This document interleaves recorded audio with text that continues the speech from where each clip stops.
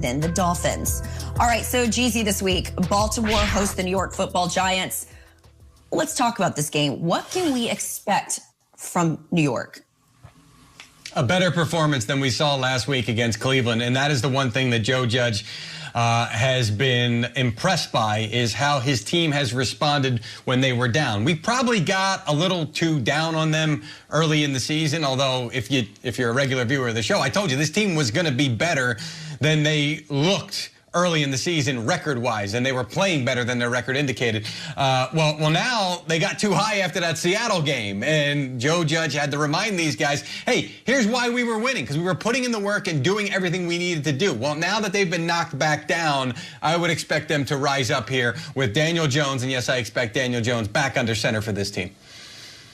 You know, it is interesting because you're talking about the offense there. This offense of the Baltimore team has really been firing on all cylinders. They've put up 121 points in their last 3 games, and it seemed like Lamar Jackson was really struggling with some of those COVID issues. But look, when I looked back, he had 100 passer rating and 1 rushing touchdown in 3 straight games. I think the only thing that concerns me is you were referencing that Giants defense against the Seattle Seahawks. They've been very impressive on the road. For whatever reason, they seem to pack their defense. I still anticipate that the Ravens are going to keep rolling here, but I do think that the Giants fan base can at least feel good about where this defense is heading, and if they can just get that offense clicking again. It hasn't helped, obviously, that they haven't had some of their weapons this year. All right, speaking of the AFC North, after 3 straight losses, the Steelers can clinch the division with a win over the Colts. Now, they can also do that with a Browns loss to the Jets, but a Steelers loss and a Browns win means those two play for the division in Week 17. You guys keeping up with me? I feel like we need a flow chart here. Sean, how can the Steelers save their season? And I find it hard to believe that I'm saying that given the way they started this season.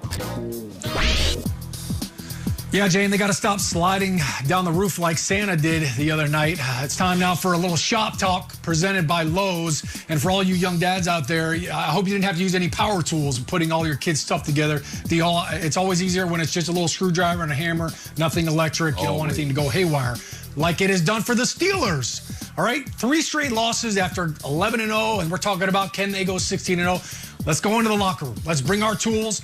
Let's bring our table saws. Let's bring our hammers. How are we fixing this team?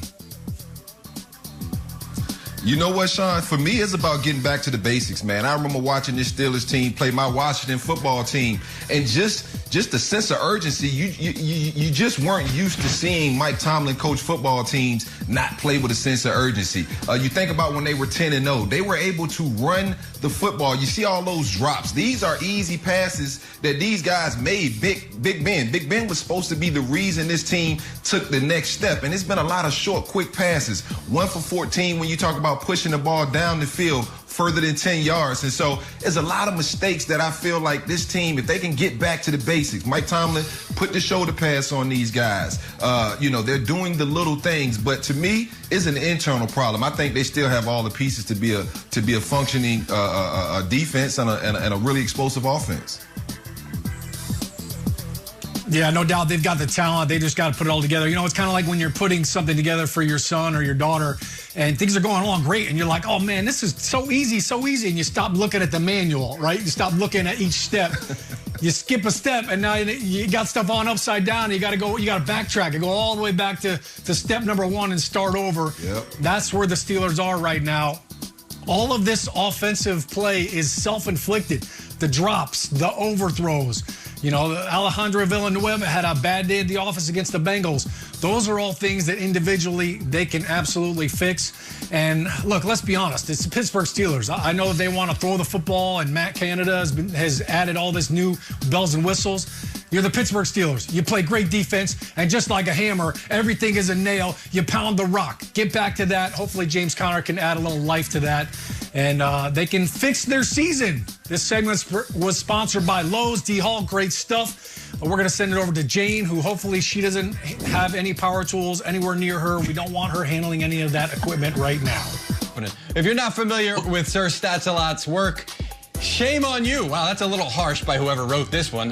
Sir Stats has quickly turned into the top football researcher in the country, diving into the data like no one else. Hello, Sir Stats-A-Lot. Glad you're back after a well-deserved week off. Give us your first nugget, my friend. Merry Christmas, Mike G. Mike G, thanks a lot. Appreciate it, man. Here we go. Listen up. The Bucks have won 2 straight, but we got to talk about their slow starts. They've been outscored 31-0 in the first quarter of the last 4 games. 0 points, 0 big plays. That may work against bad teams, Mike G, but it ain't going to cut it in the playoffs. Tampa Bay, what ain't you going to do, cut Tampa it. Bay? Jane, you covered Bucks Falcons last week. What's your biggest concern with Tampa Bay heading into the final 2 weeks of the regular season? Mike G, I think it's just that. Ahead of that one, I actually talked to Tom Brady about that. He said they needed to come out in the field, they needed to be sharper and eliminate the gray area, and they didn't against the Falcons. This is a team that's pulled off 4 double-digit comebacks, and it's remarkable. When you look at his career, he's had 39 comebacks, 48 game-winning drives, but even as I was talking to Antonio Brown after this one, I said, why do you guys make it so hard on yourselves this season? I think there's something about Tom Brady that likes people counting against him. He likes the fuel, but quit making this so easy. You guys were just talking about it. Sir Stats, you're so right. Playoffs, you're going to be playing better defenses. You can't, and better offenses. You got to come out sharp first. Yeah, pro tip, Sir Stats a lot is always correct. All right, Sir Stats, give us your second one. Hey, appreciate it, Mike. Listen, DeAngelo, I know me and you play DB, but these wideouts today, ooh-wee. DeAndre Hopkins, Travis Kelce, Stephon Diggs, all at the top, behind Kelce, Metcalf, Tyreek Hill, all these wideouts, tight ends. Man, what they gonna do this year, man? Tell me about it. All right, well, first of all, I'd imagine it's an extreme height advantage for the receiver that lines up against Sir Stats a lot, but he's tough. He hangs in there, and he plays hard-nosed football, and that's why he's effective. That's right. All right, D-Hall, which of those 5 receivers we saw is most important to his team's success? And look, before anybody starts attacking me on social media, all of these dudes are studs. You can't go wrong with none of them.